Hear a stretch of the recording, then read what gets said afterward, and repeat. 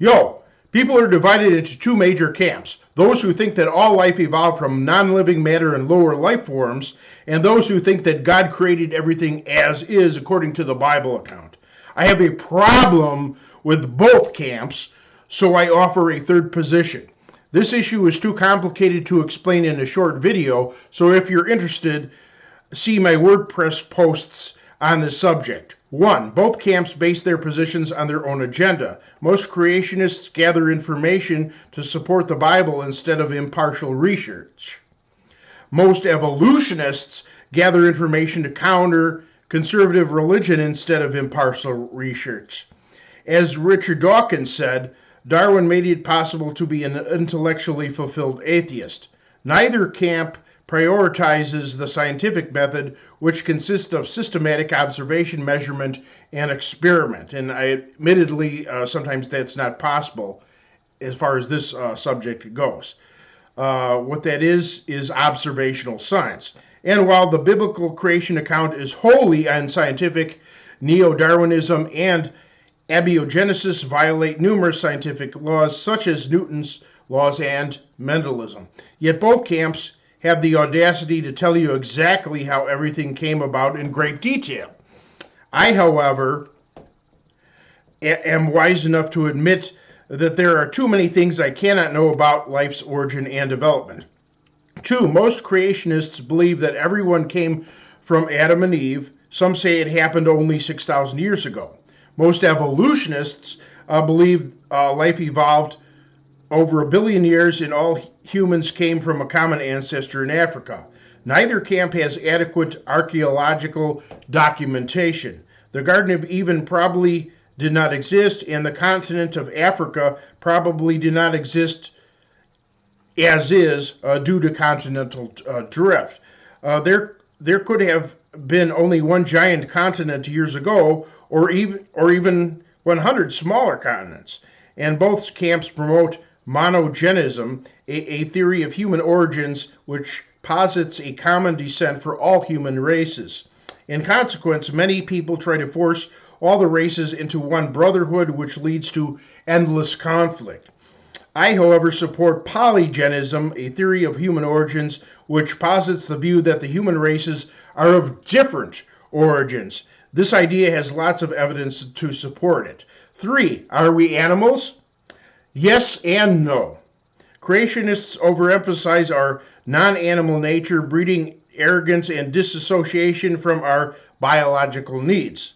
Our thoughts and actions are dictated by our particular biology to a high degree, however. See determinism on Wikipedia. Evolutionists overemphasize our animal nature to disassociate us from our higher behavioral and moral responsibility due to our advanced brains and free will.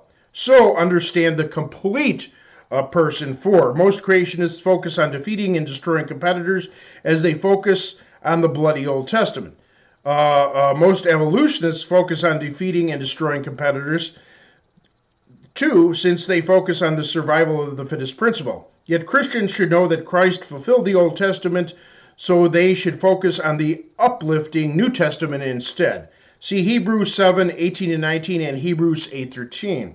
And evolutionists should know that the principle of cooperation is much more important to survival than brutal battles for supremacy within the evolutionary model. See cooperation, evolution, on Wikipedia and symbiosis on Wikipedia. 5. As for evolutionists, evolutionary biologists and cosmologists have wasted massive amounts of taxpayer money in their search for a purely natural and scientific explanation of life's origin. In this way, evolutionists have been far worse than creationists. But creationists are also guilty of wasting money by spending a massive amount to create a replica of the supposed Noah's Ark in the Creationist Museum, which story involves numerous impossibilities. Consider that it would be impossible for the Ark to house all the animal species. Defenders of the story respond that there were only a small fraction of the species alive today that are alive today, since the species had not yet diversified, and that the animals taken aboard were baby animals. Yet the story says that they were in the ark for over a year. So every single animal would have needed a year's supply of food and would have been going to the bathroom on the ark for a year. Also, animals become fully grown in just about a year. So just one Argentinosaurus would weigh 200,000 pounds or 91,000 kilograms and would be 120 feet long or 37 meters. Sauroposeidons were 55 feet tall or 17 meters, while the ark was said to be only 45 feet tall or 14 meters. And the vast majority of plant life, including all trees, cannot live underwater for long. They would have certainly died from overwatering. 6. Creationists believe that God created all forms of life, which life humans are only a small part of. Even today, insects are the most predominant. Evolutionists believe that numerous animals, including fish, lizards, rodents, tree-dwelling animals, and apes, were our ancestors and part of our family tree. So regardless of your view of origins, animals should be certainly revered in the highest degree. Yet most people on both sides are extremely hypocritical. Most people, regardless of their view of origins, are happy to engorge themselves on animals that were kept in terrible conditions and enjoy luxury products that came at the cost of deforestation, air pollution, water pollution, land pollution, noise pollution, the extinction of species, and strip mining, a true rape of the earth. So don't be an evil idiot. Instead, do everything in your power to counteract this problem. First, if you see any animal abuse or neglect, contact the proper authorities or rescue the animals yourself. Second, find out which companies are involved in harming animals and the environment. Stop doing business with them and tell others. You may also want to find out if any groups in your area plant greenery and support wildlife, which you may join.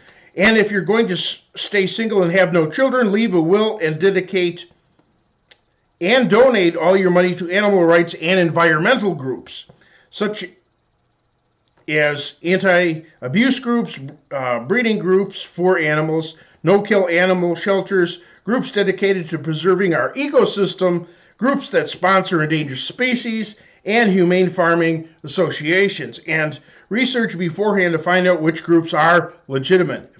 If I die single, I won't even waste money on a funeral. I'll try to leave as much money as possible to our wonderful animals and their habitats. Finally, don't just go along with the crowd. Think for yourself!